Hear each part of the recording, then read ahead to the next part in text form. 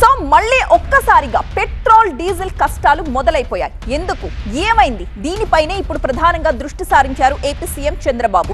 ఉన్నతాధికారులతో సమీక్షా సమావేశాలు నిర్వహిస్తూ ఉన్నారు. దానికి సంబంధించిన బ్రేకింగ్ న్యూస్ మనం చూస్తున్నాం. ఆంధ్రప్రదేశ్ లో పానిక్ కొనుగోళ్లతోనే ఒక్కసారిగా 50% పైగా డిమాండ్ పెరిగిందని, ఈ కారణంతోనే షార్టేజ్ వచ్చేసి రాష్ట్రంలో 10% బంకులు మూతపడినట్లుగా సీఎం కి వివరించారు అధికారులు. మొత్తం 4510 బంకులుండగా అందులో 10% బంకులు మూతపడిపోయాయని చెప్పారు. ఇంధన సరఫరా లేక కొన్ని మూతపడ్డాయని, మిగతా బంకుల్లో సాధారణం కంటే కూడా 50% అమ్మకాలు పెరిగిపోయాయని వివరించారు. ఈ సమస్య వల్లే ప్రజలు తీవ్రంగా ఇబ్బందులు పడుతున్నారని చెప్పారు. అయితే సీఎం ఎప్పటికప్పుడు అధికారులకు ఆదేశాలు జారీ చేస్తున్నారు. ఏమైనప్పటికీ ప్రజలు ఇబ్బందులు పడకుండా చర్యలు తీసుకోవాలని సూచించారు.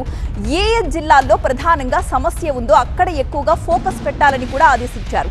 ఆక్వా రంగం వారికి పెట్రోల్ ఉత్పత్తుల విక్రయంలో సమస్య తలెత్తుతోంది అని చెప్పిన అధికారులు ఆ విషయాన్ని సీఎం దృష్టికి కూడా తీసుకుని వెళ్లారు. సమస్య పరిష్కారానికి కలెక్టర్లు, ఫిషరీస్ అధికారులు వెంటనే కార్యాచరణ సిద్ధం చేయాలని కూడా అధికారులకు ముఖ్యమంత్రి సూచించారు.